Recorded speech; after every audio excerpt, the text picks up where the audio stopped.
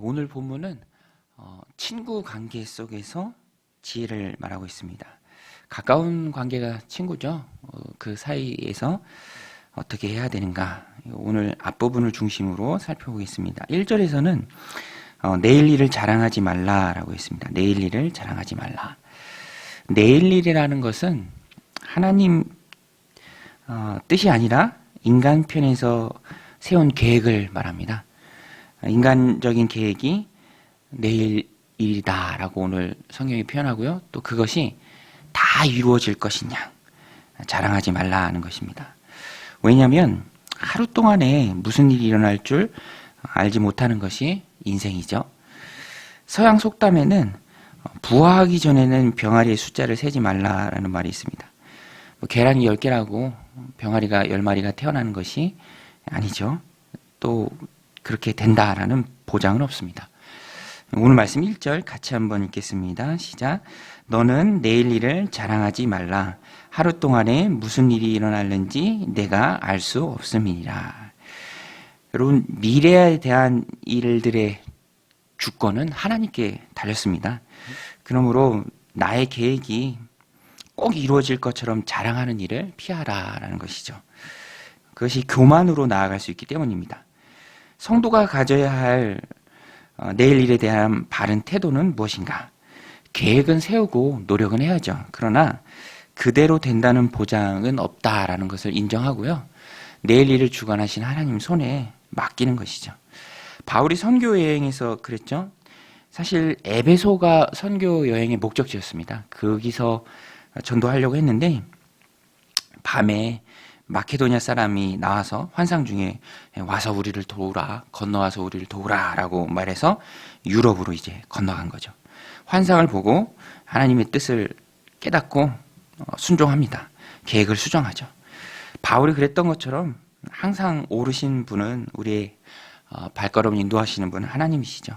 그래서 그때 하나님의 인도하심을 찾아간다라는 마음으로 따라가는 것이 성도의 바른 삶의 자세입니다. 내가 인간적으로 계획 세우고 이대로 된다, 될 것이다 자랑하는 것은 옳지 못합니다. 내일 일이 내게 달린 것처럼 생각하고 행동하는 것은 어리석은 교만이죠. 누가복음 12장에 나오는 어리석은 부자 같습니다. 밭에 소출이 많아졌어요. 자기가 이제 잘하는 것 같죠. 고민하다가 창고를 크게 짓고 거기에 몽땅 다 넣습니다.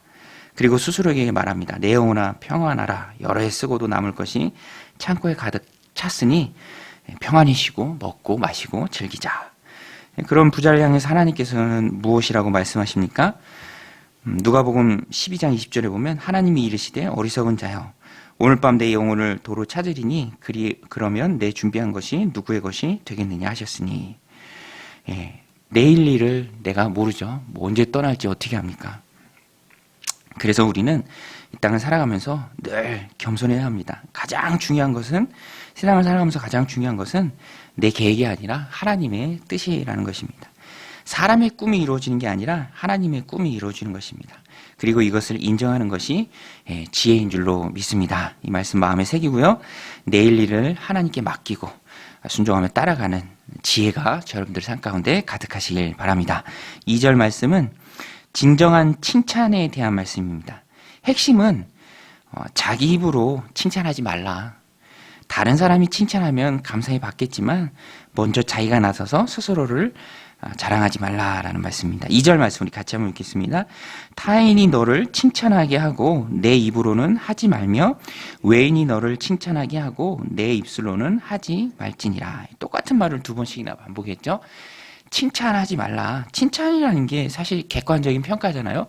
근데 내가 나를 칭찬해. 그것은 객관적인 것이 다 결여된 거죠. 빠진 것입니다. 그러니까 공허한 것이죠. 누구도 인정하지 않고요. 심하면 경멸의 대상이 됩니다.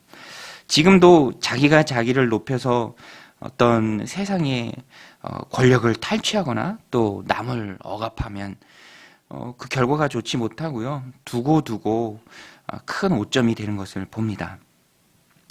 어떤 분은 본 2절을 해석을 하면서 칭찬을 냄새에 비유합니다. 칭찬이 기본적으로 냄새와 같은데 자기가 자기를 칭찬하면 악취가 나고요. 다른 사람이 하면 향기가 난다라는 것입니다. 결정적인 차이가 있죠. 그래서 성도는 기본적으로 칭찬과 세상 사람들로부터 나를 아는 사람들로부터 또 인정을 받으려는 그런 욕구를 내려놓는 것이 중요합니다. 거기에 얽매이다 보면 다른 사람이 나를 칭찬 안 하니까 나라도 나를 칭찬해야지 하면서 무리하게 나간다는 것이죠.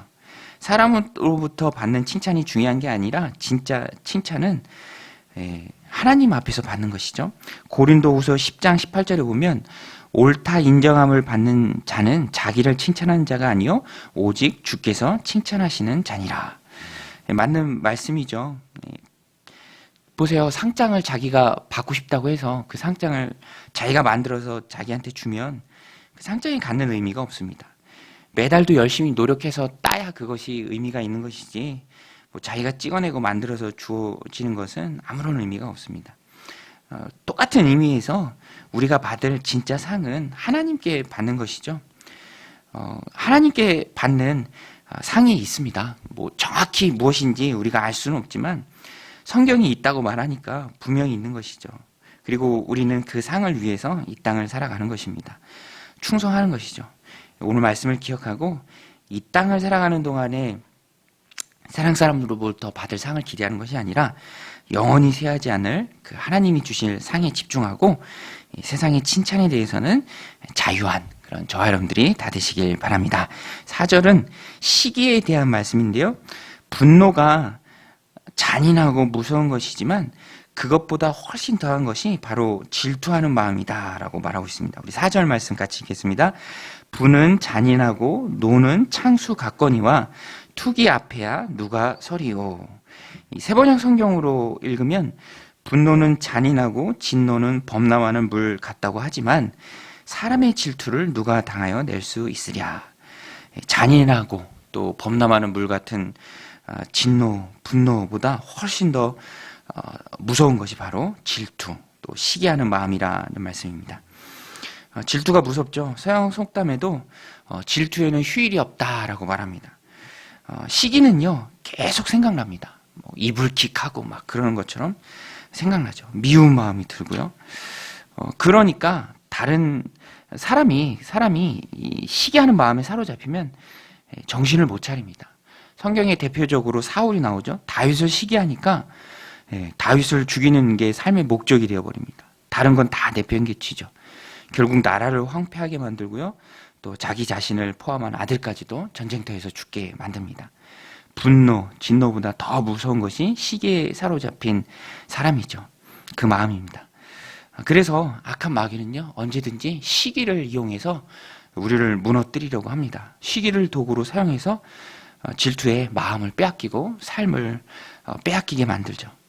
여러분 불쌍한 거 보고 동정하기는 쉬워요. 저도 지난주에 이렇게 모임 참석하면서 목회자들 모임 참석하면서 어렵고 힘들게 사역하시는 분들 얘기 들으면 마음이 짠하고 동정이 가고 기도가 나오는데 반대로 잘 되는 사람, 뭐 가만히 있어도 뭐 10명씩 등록하더라 막 이런 얘기 들으면 같이 기뻐하는 게 힘들죠. 저만 그런가요? 다 그렇죠. 그래서 이 성경에 보면 함께 기뻐하는 게 참 기쁨인데 함께 기뻐하는 그 참 기쁨은 성령의 열매로 나옵니다. 성령님이 주시는 능력으로 더불어서 함께 기뻐할 수 있는 것이죠. 질투와 시기하는 마음을 성령의 능력으로 내가 이겨낼 수 있다라는 것입니다.